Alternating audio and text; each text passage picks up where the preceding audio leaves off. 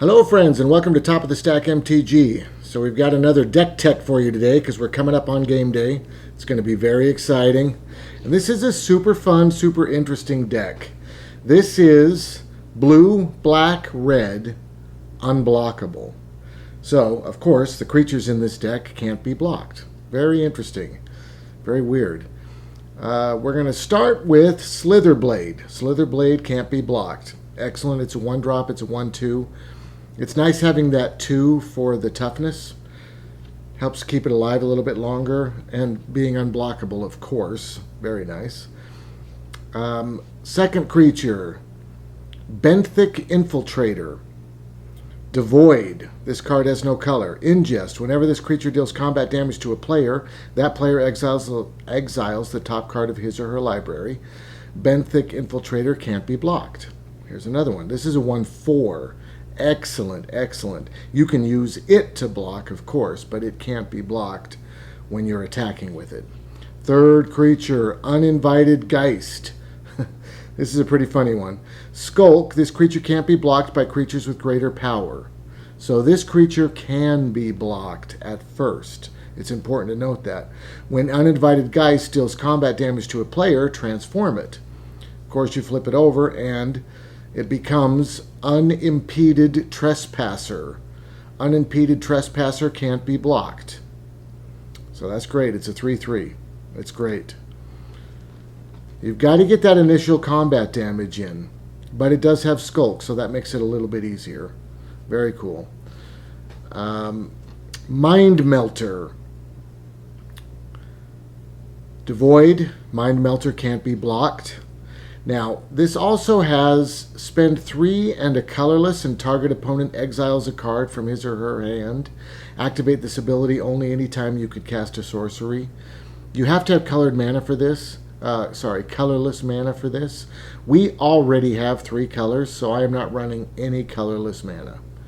If you would like to put some in to try to take advantage of this ability, please do. Please do.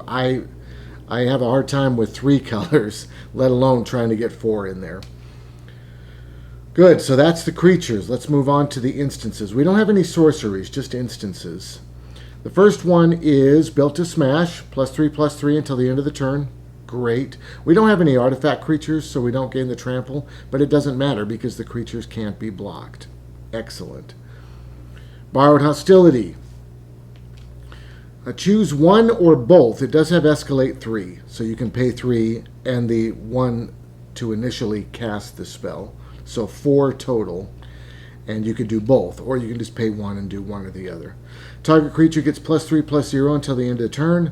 Target creature gains first strike until the end of the turn. Here's another instant. Target creature gets +3/+1 and gains lifelink until the end of the turn. Lifelink is excellent against the aggro decks. Especially the red aggro deck, obviously, because there's gonna be a lot of aggro at game day, believe me. First off, it won the Pro Tour. Secondly, it's becoming harder and harder to figure out exactly what the meta needs to build a perfect deck. It's not easy anymore with the way that Wizards of the Coast has cut back on the amount of information that they're releasing. So that's kind of cool. It gives you more room as a deck builder. It's fun. So I've put this in right into the main board because, first off, we talked about earlier, we wanted to put cards in our main deck that mess with your opponent. You can't just stick to your theme and expect to do well, competitively speaking. If theme is all you care about and you can have fun just playing a theme deck, then go crazy. I like doing that personally. But if I want to be competitive, I know I need to get some cards that mess with my opponent in the deck. So I put lifelink in here. Great against aggro. Next up is a Braid. A Braid, you get a choice. You can either deal 3 damage to a target creature, or you can destroy a target artifact. This doesn't help our theme, of course, but it's great against our opponent. Excellent card. Very versatile. You can destroy a creature or an artifact. Good against vehicles, good against any kind of artifacts. Very nice. And then the last card is Uncaged Fury. Target creature gets +1/+1 and gains double strike until the end of the turn. The +1/+1 isn't that great. This is a 3-drop. And we don't have a lot of 3-drops in the deck, but that double strike is excellent. If you can throw a Built to Smash on and then that with an unblockable creature, you are going to crash in with a lot of damage. It's an excellent card. Good. So now let's go on to the mana base. So 3 colors. We are running Spirebluff Canal, 4 copies. Wandering Fumarole, 4 copies. That's for our red and blue. This deck is mostly red and blue. Okay, but the sideboard has a lot of black in it, but we started off with that because it's mostly red and blue. We then have Smoldering Marsh and Choked Estuary to get us more black in the main deck. And also 3 islands, 3 mountains, and 2 swamps.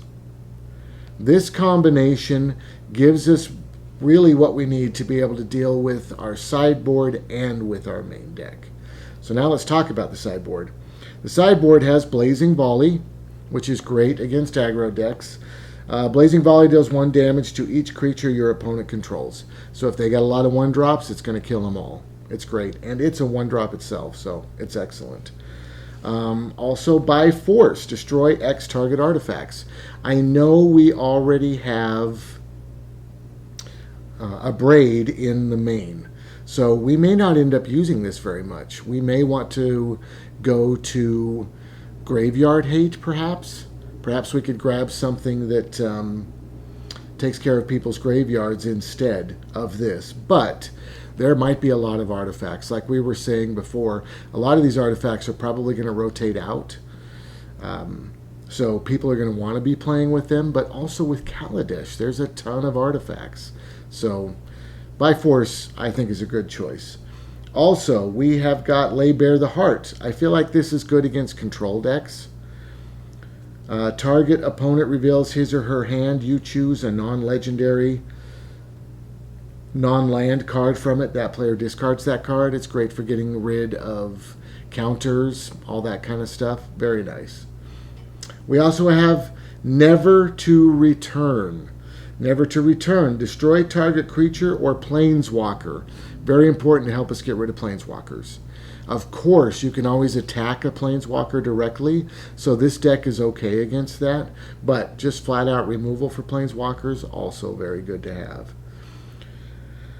Good. Yes, so that concludes this deck tech. I hope that you enjoyed this. I hope that it helps you put something together for game day. Game day is coming up this weekend. It's going to be super fun. If you did like it, hit the like button. Also hit the bell if you want to get notifications, and make sure to subscribe if you haven't. Have a great day.